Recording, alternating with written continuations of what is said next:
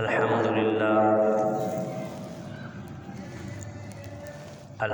لله نحمده ونستعينه ونستغفره ونؤمن به ونتوكل عليه ونعوذ بالله من شرور أنفسنا ومن سيئات أعمالنا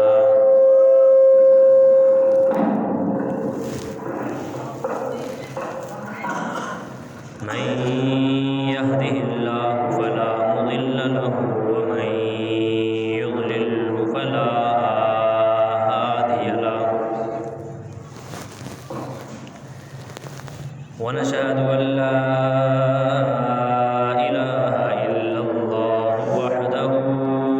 وحده لا شريك له ونشهد أن سيدنا وسندنا ومولانا ومرشدنا محمد رسول الله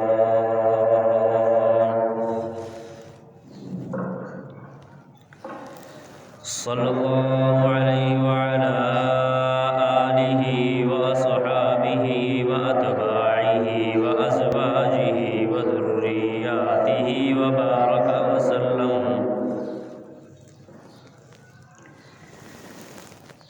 وبارك وسلم تسليما كثيرا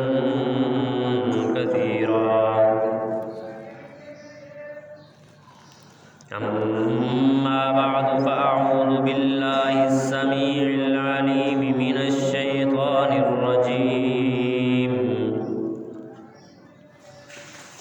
بسم الله الرحمن الرحيم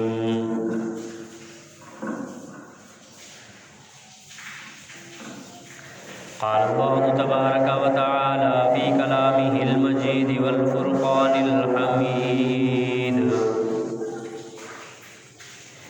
إن عدة الشهور عند الله 12 شهرا في كتاب الله يوم خلق السماوات والأرض منها أربعة حرم ذلك الدين القيم وعن أنس بن مالك رضي الله تعالى عنه قال قال رسول الله صلى الله تعالى عليه وسلم اللهم بارك لنا في رجب وشعبان وبلغنا رمضان آمنت بالله صدق الله مولانا العظيم وبلغنا على رسوله النبي الأمي الكريم ونحن على ذلك لمن الشاهدين والشاكرين والحمد لله رب العالمين نماز والا درود پاک ثواب کی نیت سے بآواز بلند اللهم صل على محمد وعلى آل محمد كما صليت على إبراهيم وعلى آل إبراهيم إنك حميد مجيد اللهم بارك على محمد وعلى آل محمد كما باركت على إبراهيم وعلى آل إبراهيم إنك حميد مجيد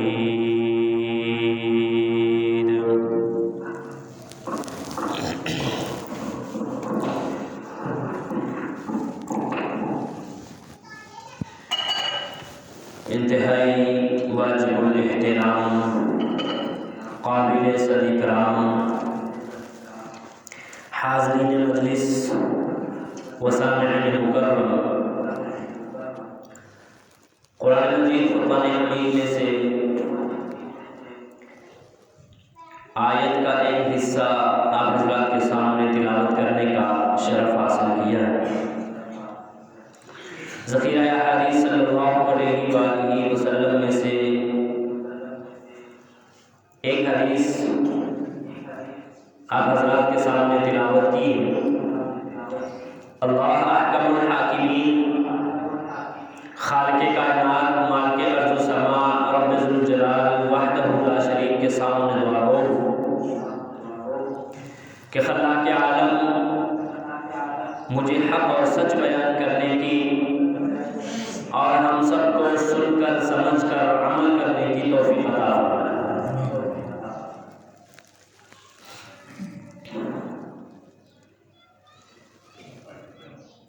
اسلامی سال کے اعتبار سے یہ رجب المرجب کا مہینہ چل رہا ہے، جس کا یہ آج پہلا جمعہ ہے۔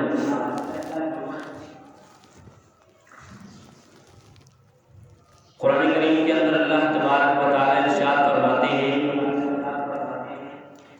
ان عدۃ الشہور عند اللہ 12 شہرا فی کتاب اللہ یوم خلق السماوات والارض، کہ اللہ تبارک و تعالی نے جب زمین و آسمان کی تخلیق کی، زمین و آسمان کو وجود بخشا، زمین و آسمان کو پیدا کیا، تو اللہ تبارک و تعالی نے یہ مہینے بھی اسی دن سے ہی پیدا فرما دیے، اور ان کی تعداد آج سے نہیں، 1400 سال یا 1500 سال پہلے سے نہیں، بلکہ جب سے یہ تخلیق کائنات ہوئی ہے اسی دن سے یہ 12 مہینے مقرر ہیں۔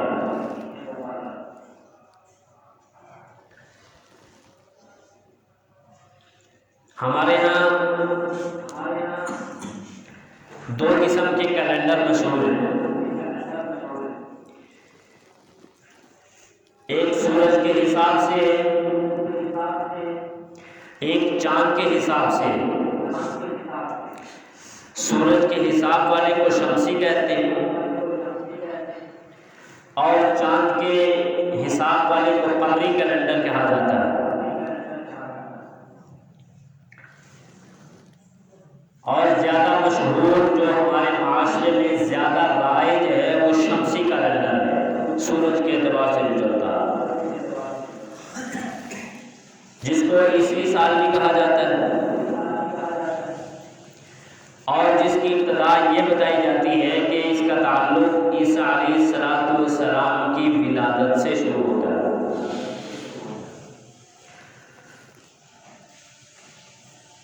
لیکن مہینے 12 شروع سے چلتے آ رہے ہیں، آدم علیہ السلام سے لے کر آج تک چل رہے ہیں اور قیامت تک چلتے رہیں گے۔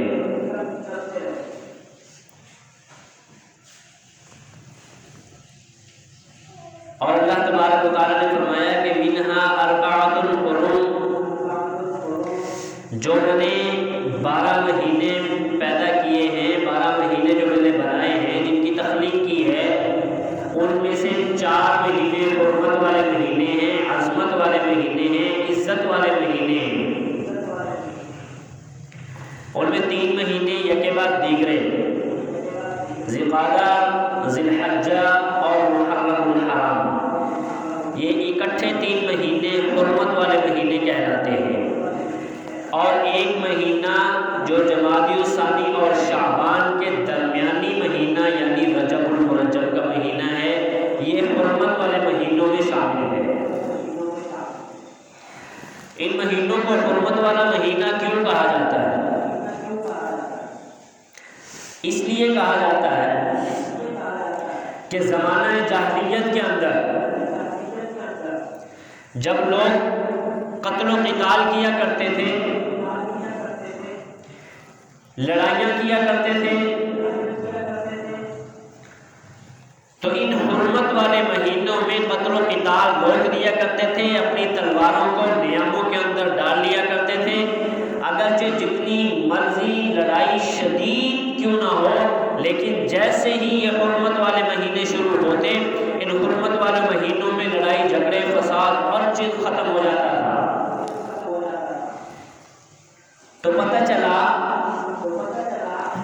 کہ ان 4 مہینوں کی حرمت عزت فضیلت شروع سے ہی چلتی آ رہی ہے۔ تو ان مہینوں میں سے حرمت والے مہینوں میں سے ایک مہینہ یہ رجب المرجب کا بھی مہینہ جو شروع ہو چکا ہے۔ اس مہینے کے اپنے فضائل ہیں، اس مہینے کے اپنے انوار و برکات ہیں۔ حرمت والا مہینہ ہے، عزت والا مہینہ ہے، لیکن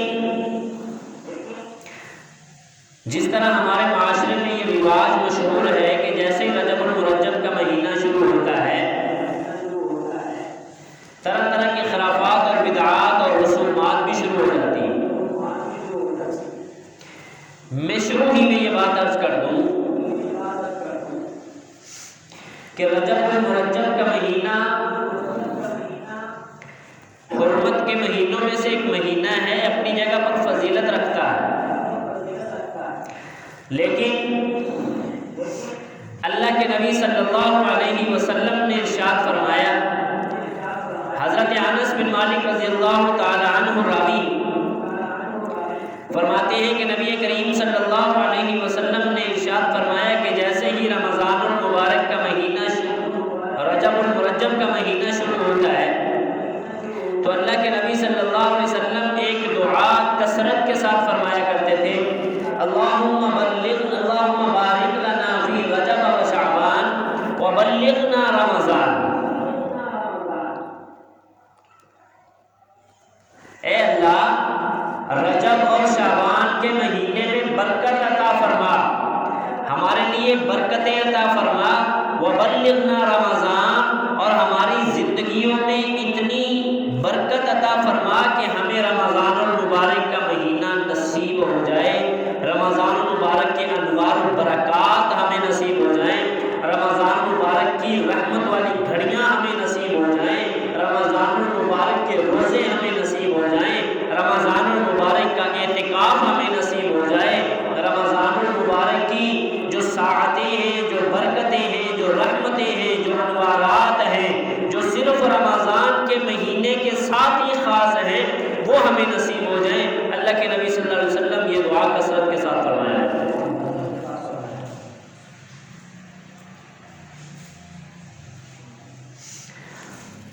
لیکن ایک غلط فہمی کا ازالہ بھی میں یہیں پہ کر دینا چاہتا ہوں۔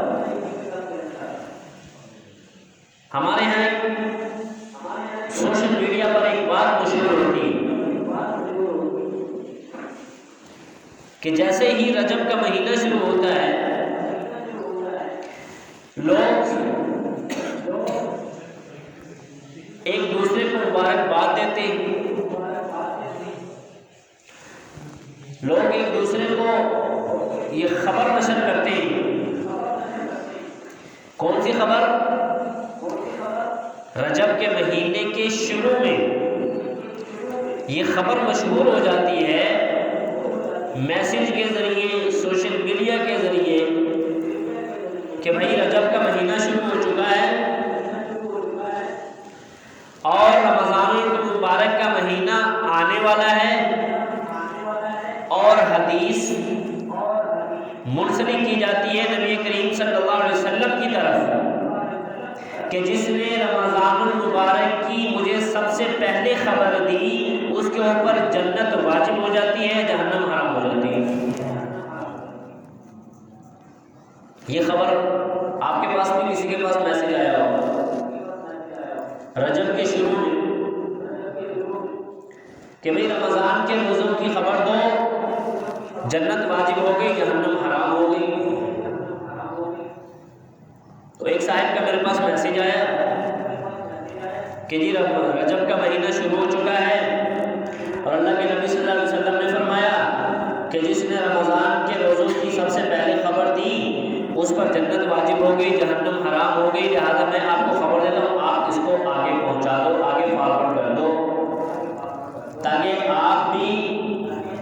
جنت واجب ہو جائے، جہنم حرام ہو جائے، آپ اس کار خیر میں حصہ لیں۔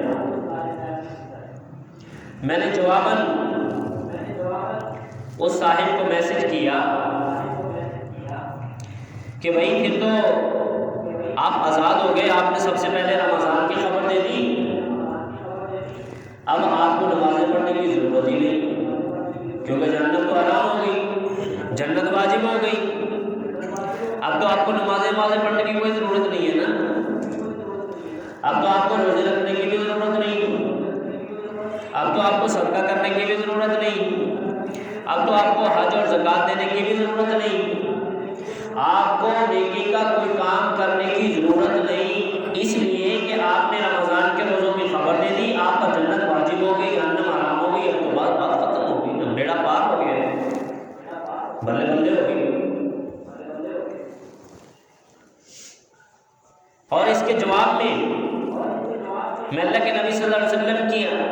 ایک حدیث مبارکہ آپ حضرات کے سامنے پیش کرنا چاہتا ہوں۔ اللہ کے نبی صلی اللہ علیہ وسلم نے فرمایا من کذب علی متعمدا فلیتبوأ مقعدہ من النار،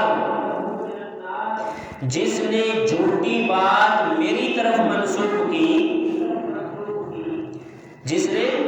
جھوٹی بات میری طرف منسوب کی، من کذب علی متعمدا، جان بوجھ کر جھوٹی بات کو میری طرف منسوب کیا، میرے ساتھ منسلک کیا، فلیتبوأ مقعدہ من النار، وہ اپنا ٹھکانہ جہنم میں بنا لے۔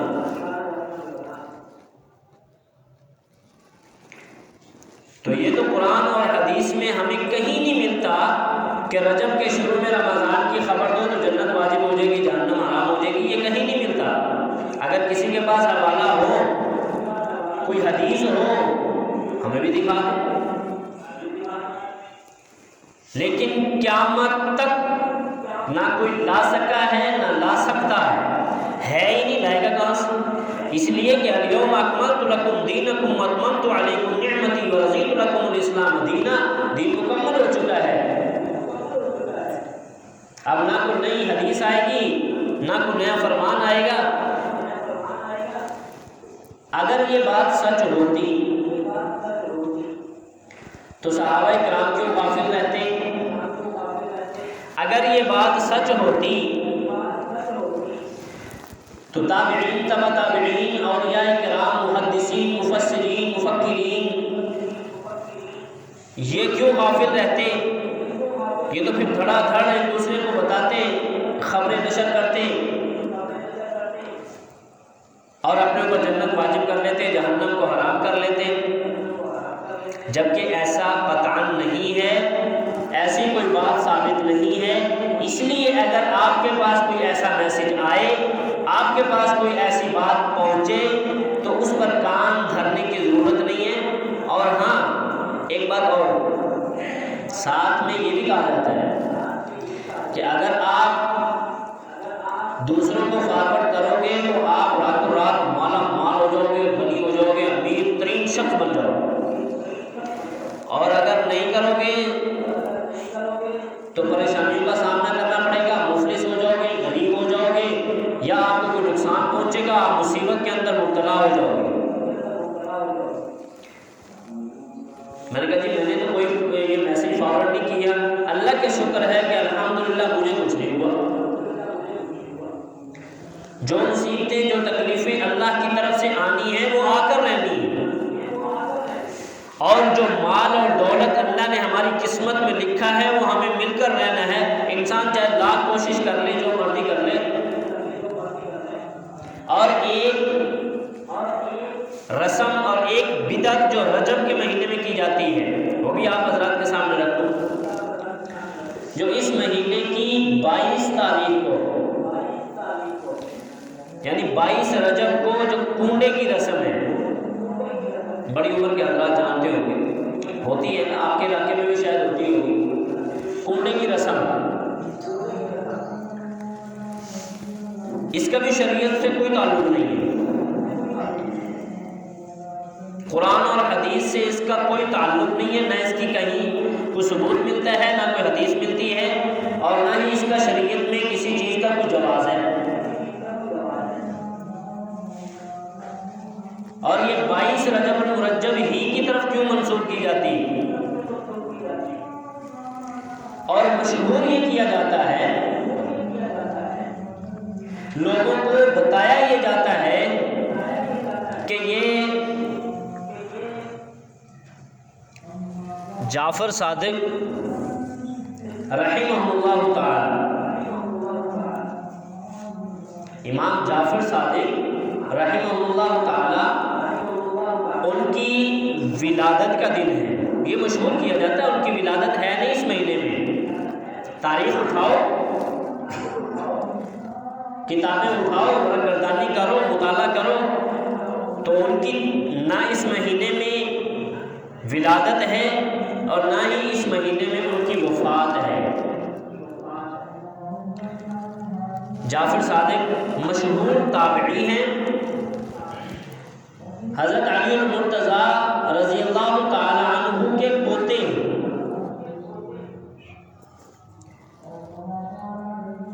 اور یہ مشہور کیا جاتا ہے کہ ان کی چونکہ ولادت کا دن ہے، اور ایک من گھڑت واقعہ بیان کیا جاتا ہے، من گھڑت واقعہ،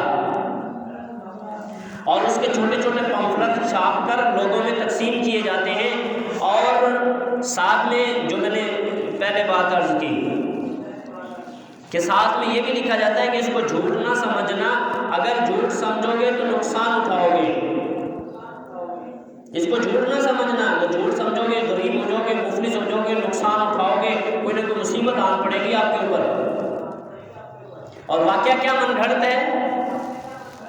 کہ ایک عورت رہتی تھی، بادشاہ کے گھر میں کام کرتی تھی، ان کا جو شوہر تھا وہ لکڑہارا تھا، اور ان کا شوہر جو ہے وہ غائب ہو گیا، وہ بڑی پریشان تھی۔ تو خواب میں جعفر صادق رحمہ اللہ تعالیٰ کی زیارت ہوئی، جو مشہور تابعی ہیں، امام اعظم ابو حنیفہ رحمہ اللہ تعالیٰ کے ساتھیوں میں سے ہیں، جو ان کے ساتھ رہے ہیں۔ امام اعظم ابو حنیفہ بھی تابعی ہیں، جعفر صادق رحمہ اللہ تعالیٰ وہ بھی تابعی ہیں، اور اس عورت کو خواب میں جعفر صادق رحمہ اللہ کی زیارت ہوئی، تو جعفر صادق نے کہا کہ 22 رجب کو میرے نام کا حلوہ، کھیر، دلیا یا کوئی میٹھی چیز پکا کر تقسیم کرنا، آپ کا شوہر واپس آ جائے گا۔ چنانچہ اس عورت نے ایسے کہ یہ من گھڑت قصہ ہے، اس کا کوئی تعلق نہیں ہے قرآن اور حدیث سے، نہ کسی کتابوں میں ملتا ہے۔ اور یہ بھی میں عرض کر دوں کہ یہ واقعہ جو مشہور کیا گیا، یہ 470 ہجری کے بعد مشہور کیا گیا۔ اس وقت صحابہ کا دور بھی ختم ہو چکا تھا، تابعین کا دور بھی ختم ہو چکا تھا، تبع تابعین کا دور بھی ختم ہو چکا تھا، اور جعفر صادق رحمہ اللہ تو تابعی ہیں، تبع تابعین کا دور بھی ختم ہو چکا تھا۔ 470 ہجری کے بعد یہ واقعہ مشہور کیا گیا، اور یہ کہا گیا کہ اس عورت نے جو ہے وہ میٹھی چیز بنائی اور لوگوں میں تقسیم کی، وہ دن تھا 22 رجب کا۔ چنانچہ کچھ ہی دنوں کے بعد ان کے شوہر واپس آ گئے۔ اب یہ عقیدہ بن گیا کہ جی 22 رجب کو جو بندہ کونڈے کرے گا، کوئی میٹھی چیز، دلیا، حلوہ، کوئی بھی چیز پکا کے تقسیم کرے گا، تو اس کی دلی مراد پوری ہوگی، کیونکہ اس عورت کی دلی مراد پوری ہو گئی تھی۔ اور جو نہیں کرے گا اور جو اس کو جھوٹا سمجھے گا یا اس کو خلاف شریعت سمجھے گا،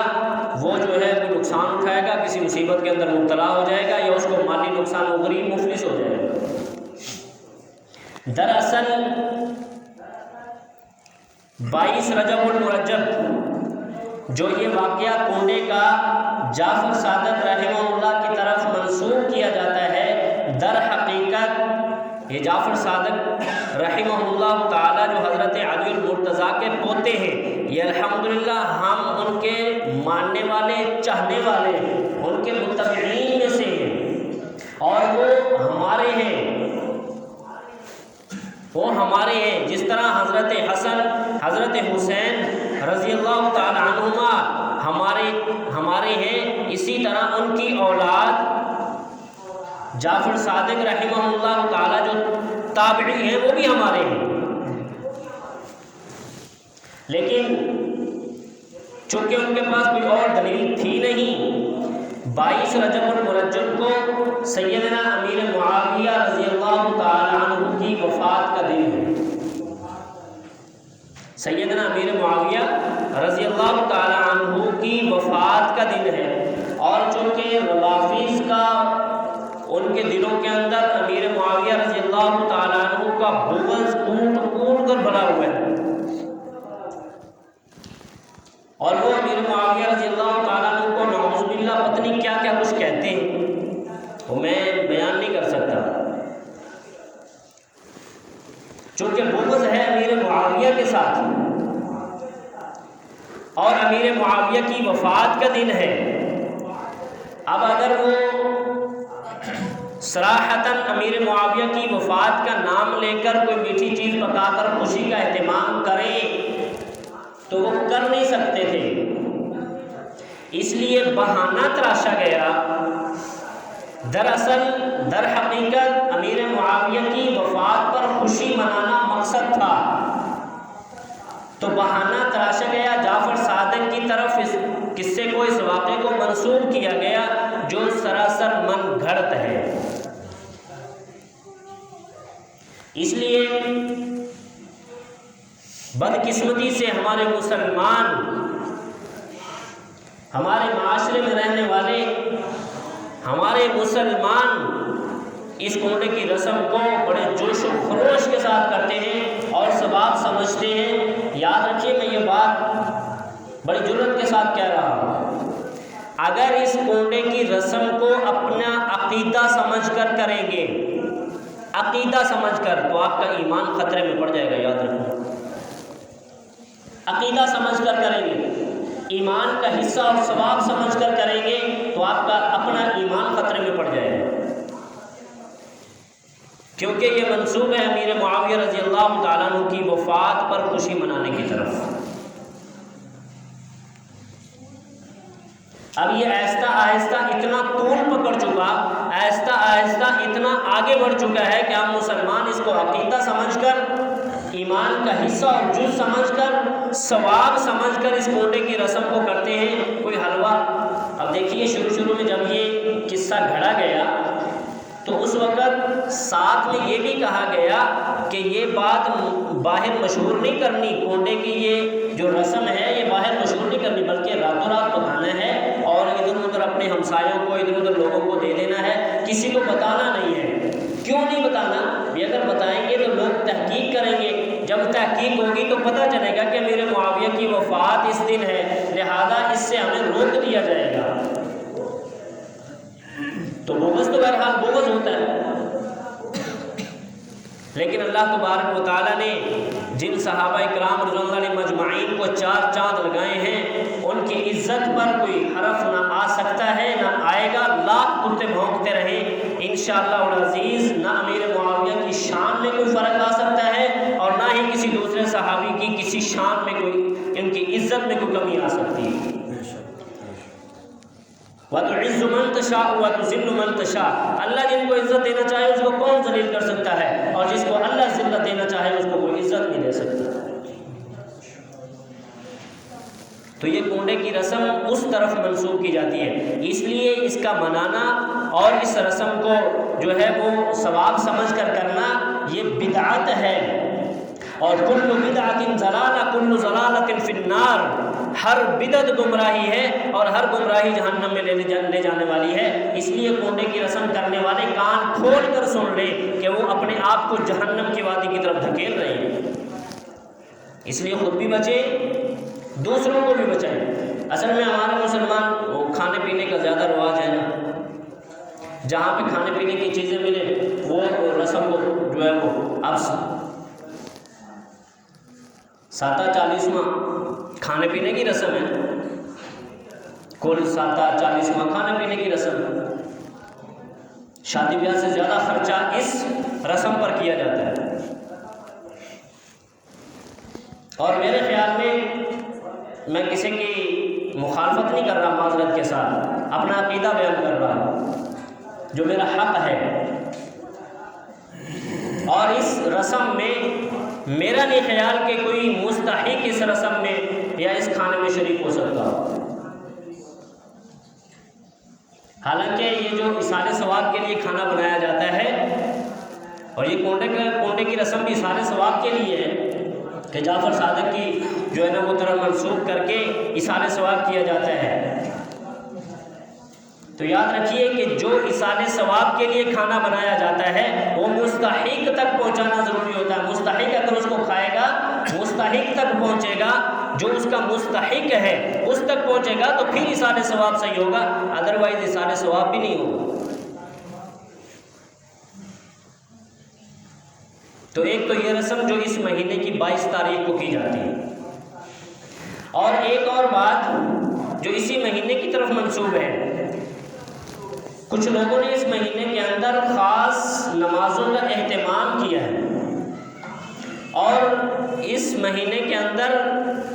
ایکسٹرا نماز، اضافی نماز کا اہتمام کیا، اور ان میں صورتیں بھی متعین کر دیں کہ سورۃ فاتحہ کے بعد یہ صورتیں پڑھیں، اس کی یہ اجر ہے، یہ ثواب ہے، یہ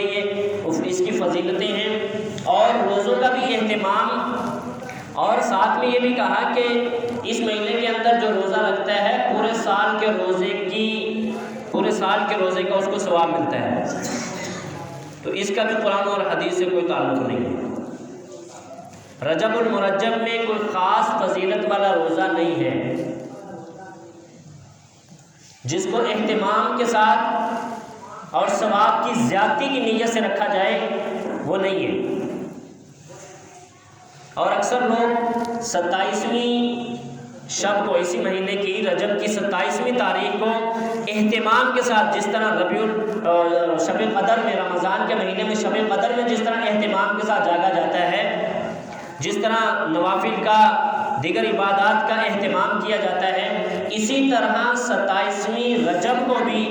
کثرت کے ساتھ عبادات کا اہتمام کیا جاتا ہے، اور اضافی نمازوں کا اہتمام کیا جاتا ہے، اور 27ویں دن کو روزے کا اہتمام کیا جاتا ہے۔ قرآن اور حدیث سے اس کا کوئی تعلق نہیں ہے۔ رجب المرجب میں کوئی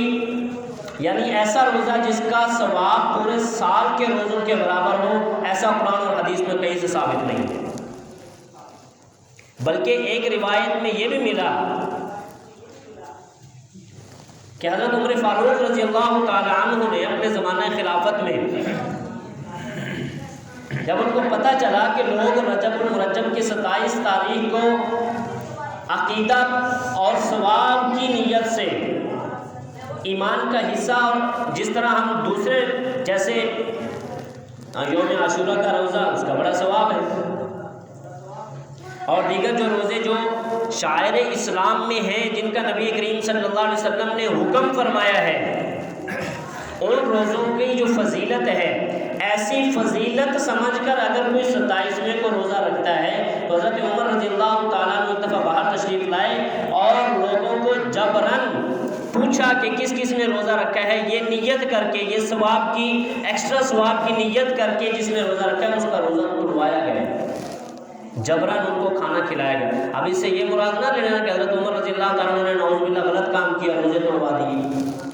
بلکہ اس بدعت کو ختم کروایا، اس رسم کو ختم کروایا، لوگوں کے عقیدوں کو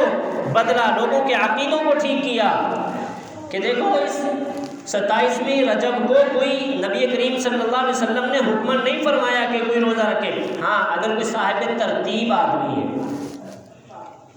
ہر مہینے جس کے روزے رکھنے کی ایک عادت ہے، صاحب ترتیب ہے،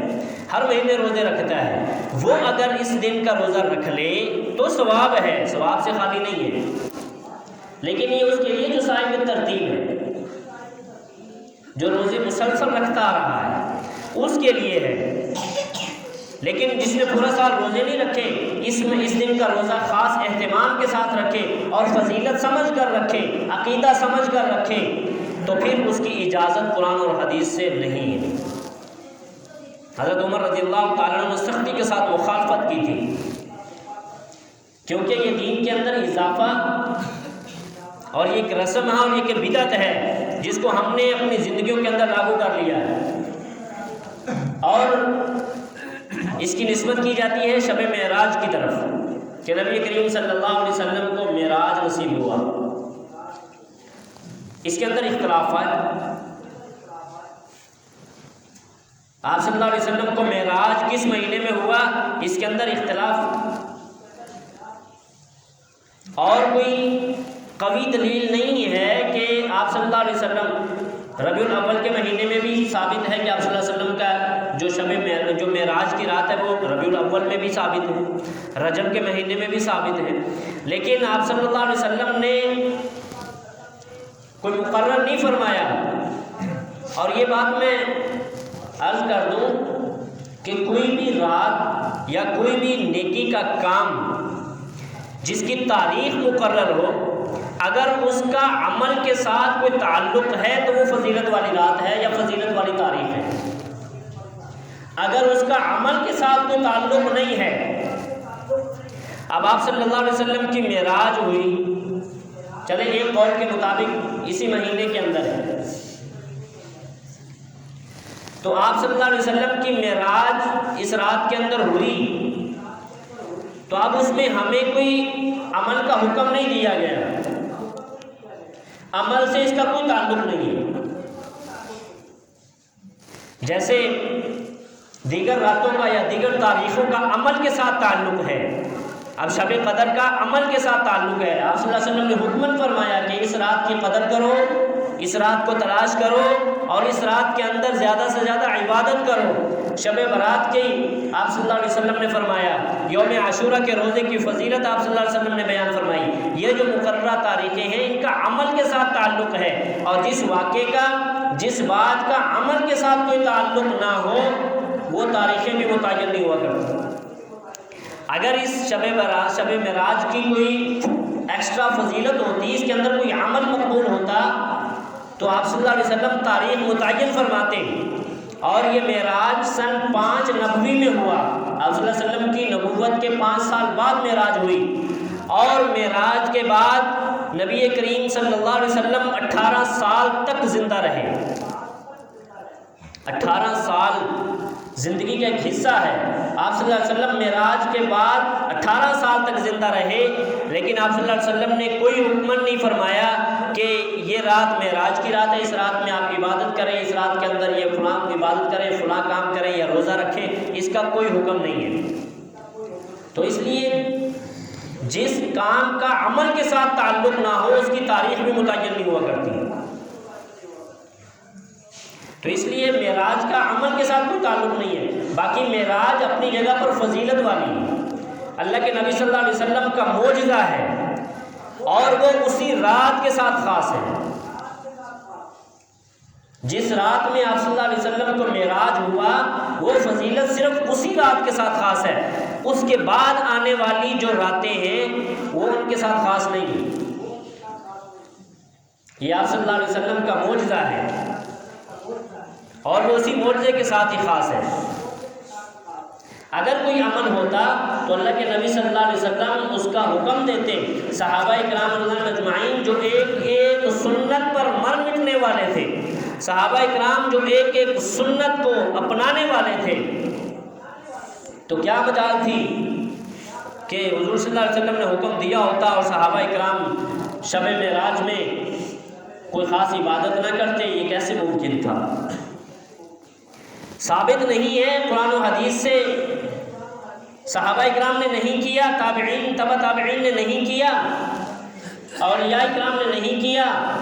لہذا ہمیں بھی اس کے خاص اہتمام کرنے کی ضرورت نہیں ہے۔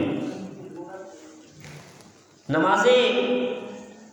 جن کو مختلف نام دیے گئے نمازوں کے، اور ان میں صورتیں بھی متعین کی گئیں کہ یہ صورتیں پڑھیں، تو یہ یاد رکھیے من گھڑت ہے، اپنی طرف سے بنائی گئی ہیں، ان کا قرآن اور حدیث سے کوئی تعلق نہیں ہے۔ ہاں جو صاحب ترتیب لوگ ہیں، میں پھر بار بار عرض کر رہا ہوں، جو صاحب ترتیب حضرات ہیں، جن کو جو نوافل کثرت کے ساتھ پڑھتے ہیں، روزے صاحب ترتیب ہیں، ترتیب کے ساتھ روزے رکھتے ہیں، تہجد گزار ہیں، وہ اگر اس رات میں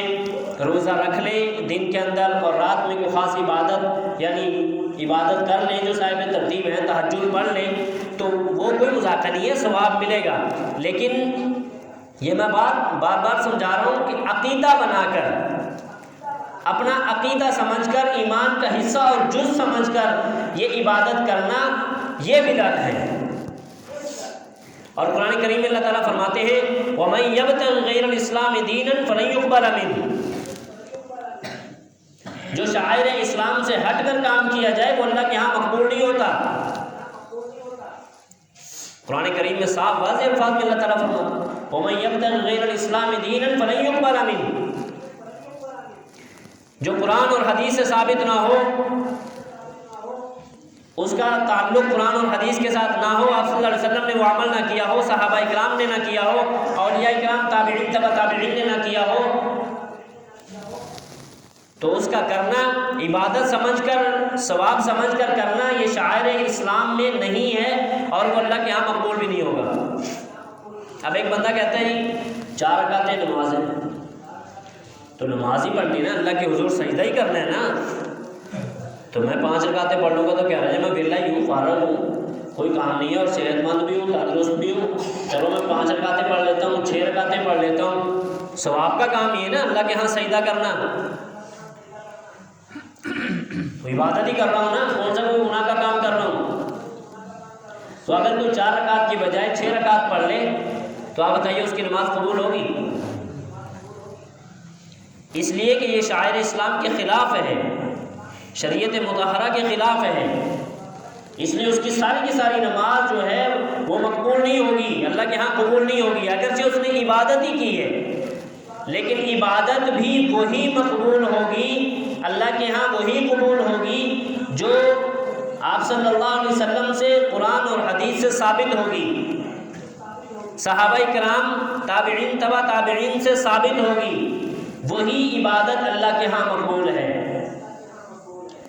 اور جو ثابت نہیں ہے وہ مقبول نہیں ہوگی۔ اس لیے یہ رجب المرجب کا مہینہ حرمت والے مہینوں میں سے ہے، اس کا احترام کرنا ہم سب پر ضروری ہے، اور اللہ کے نبی صلی اللہ علیہ وسلم ہمیں کرنا کیا ہے، ان بدعات سے بچنا ہے، رسومات سے بچنا ہے، کونڈے کی رسم سے بچنا ہے، اور جو دیگر نمازیں جو اس مہینے میں اپنے اوپر لاگو کی گئی ہیں، فرض کی گئی ہیں، اپنے اوپر فرض سمجھ لی گئی ہیں، ان سے بچنا ہے، اور کرنا کیا ہے، اللہ کے نبی صلی اللہ علیہ وسلم نے فرمایا اللہم بارک لنا فی رجب و شعبان و بلغنا رمضان، یہ ہمارے کرنے کا کام ہے کہ ہم اس مہینے کے اندر کثرت کے ساتھ یہ دعا مانگیں، اور یہ مہینہ رمضان المبارک کا مقدمہ ہے، رمضان المبارک کی آمد کی خوشخبری سنا رہا ہے، تو اس میں ہم نے اپنے نظام الاوقات بدلنے ہیں تاکہ رمضان المبارک کا مہینہ ہم آسانی کے ساتھ گزار سکیں، کیونکہ وہ بڑی رحمتوں والا ہے۔ اسی کی تیاری کے لیے اللہ کے نبی صلی اللہ علیہ وسلم نے یہ دعا فرمائی اللہم بارک لنا فی رجب و شعبان، اے اللہ رجب اور شعبان میں ہمارے لیے برکت عطا فرما کہ ہمیں رمضان المبارک کے مہینے تک پہنچا دے، اس لیے کہ وہ بڑی برکتوں والا ہے، بڑی رحمتوں والا ہے، ہماری زندگی اتنی لمبی کر دے کہ ہم رمضان المبارک کے مہینے کو پالیں، رمضان کی برکتوں کو پا سکیں، رمضان کی رحمتوں کو سمیٹ سکیں اور اللہ کو منا سکیں، وہ اللہ کو منانے کا مہینہ۔ اس لیے کثرت کے ساتھ ہم اس مہینے میں یہ دعا پڑھیں اللہم بارک لنا فی رجب و شعبان و بلغنا رمضان، یہ دعا کثرت کے ساتھ مانگیں، اور ابھی سے اپنے نظام الاوقات کو اس انداز میں بنا لیں، بدل لیں کہ رمضان المبارک میں ہمیں کسی قسم کی کوئی ٹینشن نہ ہو، کوئی مسئلہ نہ رہے، رمضان المبارک میں ہم آسانی کے ساتھ اپنا مہینہ گزار سکیں۔ ابھی سے یہ نظام الاوقات بنانے کا مہینہ ہے، رجب اور شعبان، یہ رمضان المبارک کو صحیح طرح سے گزارنے کے مہینے، تو یہ کام ہم نے اس مہینے میں کرنا ہے، کثرت کے ساتھ دعا کرنی ہے اللہم بارک لنا فی رجب و شعبان و بلغنا رمضان۔ باقی فضول بدعات، رسومات اور ان چیزوں سے ہم نے پرہیز کرنا ہے، خود بھی بچنا ہے، دوسروں کو بھی سمجھانا ہے کہ بھائی اس کا شریعت کے ساتھ کوئی تعلق نہیں ہے، نہ کونڈے کی کھیر خود کھانی ہے، نہ دوسروں کو کھلانی ہے، اور نہ ہی اپنے گھر آنے دینی ہے۔ اگر 22 رجب کو آپ کے گھر میں کھیر آتی ہے تو یہ سمجھ لیں کہ یہ کنڈے کی کھیر ہے، اس سے بچنا ہے بھائی، کیونکہ یہ بدعت ہے۔ اور یہ امیر معاویہ رضی اللہ تعالیٰ عنہ کی وفات پر خوشی منائی جاتی ہے، اندر کھاتے ہیں، تو ہمیں بابر کچھ اور کروایا جاتا ہے، اس لیے اس سے بچنا ہے بھائی۔ بچیں گے نا انشاءاللہ؟ بدعات سے، رسومات سے ہم نے بچنا ہے، وہ کام کرنے ہیں جو شریعت سے ثابت ہیں، قرآن اور حدیث سے ثابت ہیں، علماء سے پوچھ کر ہم وہ کام کریں۔ اللہ تعالیٰ ہمیں دین اسلام کی صحیح سمجھ نصیب فرمائے۔ وآخر دعوانا